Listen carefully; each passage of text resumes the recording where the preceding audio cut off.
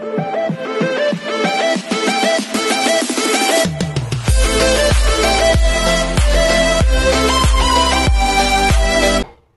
everyone, this is Kiki for Vlogs, a Filipino reactor based here in Kingdom of Saudi Arabia, and welcome back to my channel. Agad-agad gawa natin reaction video, ang Barda compilation for today's video. So without further ado, let's start this reaction video. Diyos ko, nasisweet na kayo dito. Oh, hindi, wala na. Ibang-iba na talaga sila mga mami. Diyos ko, kung ang purpose nyo lang para ipakita na sweet sila, saan banda? Diba?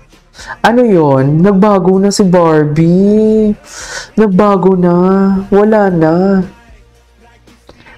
Eto si ate, alam ko hindi naman siguro to basher rich. Di ba? Nagbago na si Barbie. Wala nang holding hands. Kawawa naman. Ay. Atake si Barbie dito. Atake si Barbie dito for today's video. Sino bang gustong mamuhay na puro trabaho? Trots. Alam kong hindi mo deserve ang maape at ma-exploit at work. Pero huy, isip-isip din. Saan ka pupulutin pagkatapos ng last day mo? Sige nga. In this type of economy, with this job market, Ay, atake. wake up. Come on girl, wake up. Naman lang ang 30. Gusto ko yan. Ikaw kasi, gamitin mo ang weekends mo ng wise. Like watching Contrabida Academy? Yes. Muy manood kayo ha.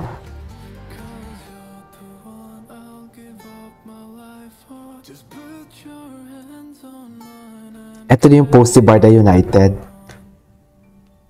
Nabasa na natin yung kanina. Diba? Come to think of it, i-analyze nyo na lang talaga. Malandi kayo ng taon. Bahala kayo dyan. Basta kami panatag kami, diba? Gumagawa ako ng reaction video dito. Masaya ako and everything. What's next? Anyways. So, gumawa ako ng clearer version. No? Ay, ito clear. Na-debunk. Na-debunk, mami. Na-debunk. Wait lang ha. Don't get me wrong. Don't get me wrong ha. Kahit may pinapalabas pa siya dito, ako ha, iba din yung POV ko. Kahit may pinapalabas dito si Miss Everett, may ibig sabihin yung mga photo niya and everything. For me, as long as hindi niya sinisira si David, hindi niya sinisira si Barbie, it's okay. Wala akong problema doon. Pero pakinggan natin to ang pag-debunk ni Miss Barda United. Siya yung babae sa 4th floor na nakita nung day 1. However, it's pretty obvious that... Hindi, dear. Sorry ha, pero iba yung mukha eh. Iba ho, kahit sabihin. On day 1 was actually smaller with shorter hair and paiba-iba talaga. Hair and as well as wearing a face mask and a black top. And it's pretty obvious this girl that Everett is showing is not that girl. Malayo po dahil malaki katawan nito, nakakap, nakapusod, at naka-spaghetti strap top. Kaya natin nalaman yan kasi ito yung photo ni Alex nung day 1 at ito naman ang photo ni Alex nung day 2. So obviously, etong photo na pinost ni Everett ay yung babae nung day 2. Pero suriin natin, why not? Ito yung zoom in nung photo. Okay, mean to say, akala ko naman may bagong ganap si David Licao ko. Yung recent game niya, akala ko yun naman, kaya nasabi ko kanina, talaga palagi 4th floor. Okay, gets ko na. So, mean to say, hindi pa sila tapos doon sa babae sa 4th floor. Ay, yung babae na, yung Barbie Fortesa talaga. Pinagpipilitan talaga nila na Alex Manalang yun. Diyos ko, ano ba yan? At makikita nyo po na medyo matanda yung lalaki. Mas malaki at mas mataba. At ang color ng suot po ay medyo beige po. Ito naman po ang enhanced version niya. So medyo nag-whiten kasi binrighten namin. Sa unang glance po, iisipin nyo si Ken's po siya. Pero yung hibla po ng mukha ay mukhang mas matanda po at parang hindi si Ken's kasi yung hairstyle. Ang hairstyle po kasi ni Ken's, base po sa photos niya nung event, nasa gitna po ang hati at medyo flat po at medyo malago po, mahaba. At nasa gitna ang hati. Pero ito pong kasama ni Alex dun sa 4th floor ay medyo mas matanda at mas medyo matanda at mas mataba at hindi po gitna ang hati at medyo panot po. True. So I'm assuming this is the other guy na kasama Yung mga ni choice of Alex words. sa Bleachers Hindi mo kaya. na allegedly according to accounts ay father po ni Alex yata yan or kamag-anak niya. Pero ano po ba ang saysay nitong post na to? Ayan, oo, go, explain. Lumang tugtugi na po to, lumang issue na ho. Hindi ko alam bakit inuulit pa nila. Yun na nga din yung matagal tanong na ko. pong tapos Diyos tong ko, usapang yung pala- to at wala na rin interesadong makinig Wala na. sa issue na ito, sa totoo lang. Kasi nakapag-move on na tayo lahat at tanggap na natin. Kung may Alex o wala, tanggap na natin. So bakit ginagawan pa nila to ng ingay? So siguro, dahil wala na silang makontent at medyo mababa na ang views nila, kaya gusto nilang buhayin ulit ang usapang ito kahit tapos na. Wala nang interesado sa issue na ito. Hindi ko alam, hindi ko makita yung point bakit pinopost pa rin siya, to be honest. I get pointless. Diba po? Kasi parang, ano ba saysay nito? Anong punto nito? Day 2 naman ito. Hindi naman ito day 1. Hindi siya yung babae na nakita sa day 1. Diba? Anong saysay niya? What's the point of all this post? I don't see any relevance. I don't see any meaning in it. What do you want us to do? Kung nandyan si Alex, anong gagawin namin? Diba? Wala naman kaming magagawa. Tsaka tapos na po itong tapos issue. Na yan. Hindi ko alam bakit. Ay, ma'am, wala na nga ma-content. Ganun talaga. Ganun talaga. Oo, wala na ma-content. Move on na po lahat. Wala nang masyadong nanonood sa issue yan. In fact, palagay ko, yan ang totoong reason na binubuhay yan. Dahil wala na pong makontent. Wala nang nanonood. So, kailangan na naman ulit gumawa ng ingay. Samantalang tayo consistent, di ba? Si Alex po nasa Australia na. Nakabalik na. So bakit dinadamay niyo pa? Kawawa si Alex sa inyo. Kawawa talaga. Hindi nga natin alam kung Alex talaga si girl. Kawawa si girl yung mga picture na pinapalabas nila. Mga ito kay Alex Totoo. Diba? Totoo yan, ma'am. Totoo yan, ma'am. Nakauwi na.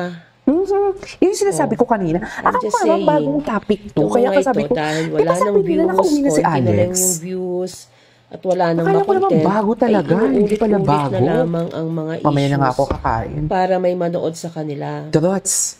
Pero, to be honest, kaya wala nang nanonood sa kanila, they've lost credibility. Kaya kahit anong sabihin nila, hindi na interesado ang mga tao makinig. At kesa na-stress kami sa inyo, we choose happiness. Not to watch na lang or to block you na lang kasi life is too short para pag-aksayan ng panahon yung mga ganitong issue na hindi naman natin issue.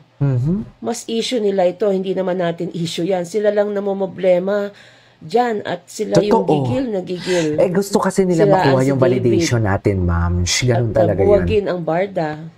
Gusto nila makuha yung issue validation lang nila natin. Yan, hindi naman natin issue yan. Sorry, hindi na makuha yung validation namin. Nahihigop. We're getting sucked into their hate and their toxicity and their agenda.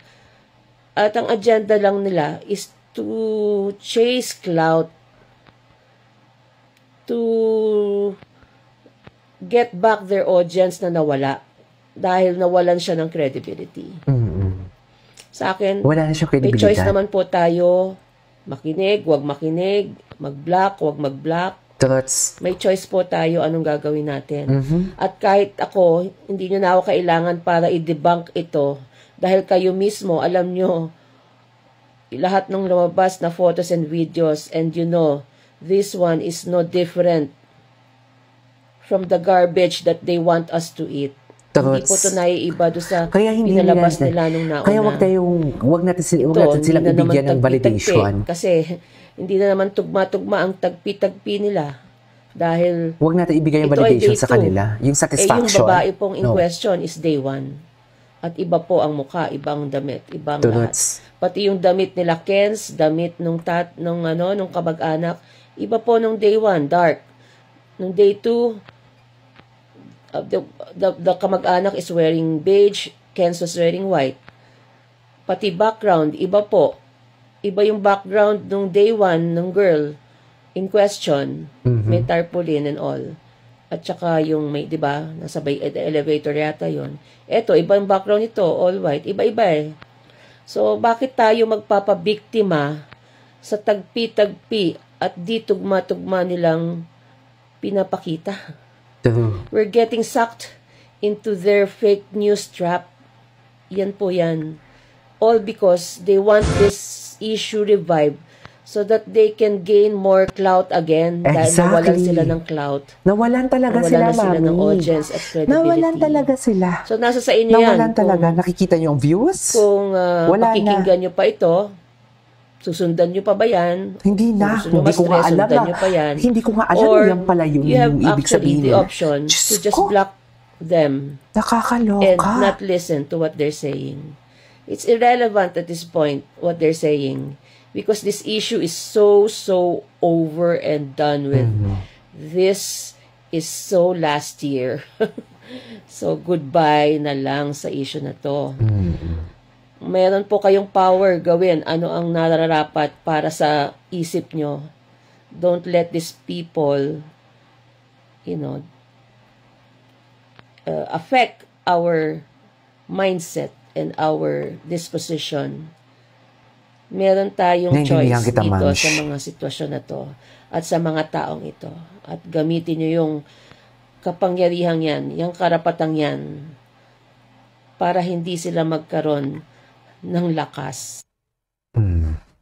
Naintindihan kita, ma'am. Anyways, that is our for today's video. This is Kiki Vlogs and see you on my next vlog. Bye!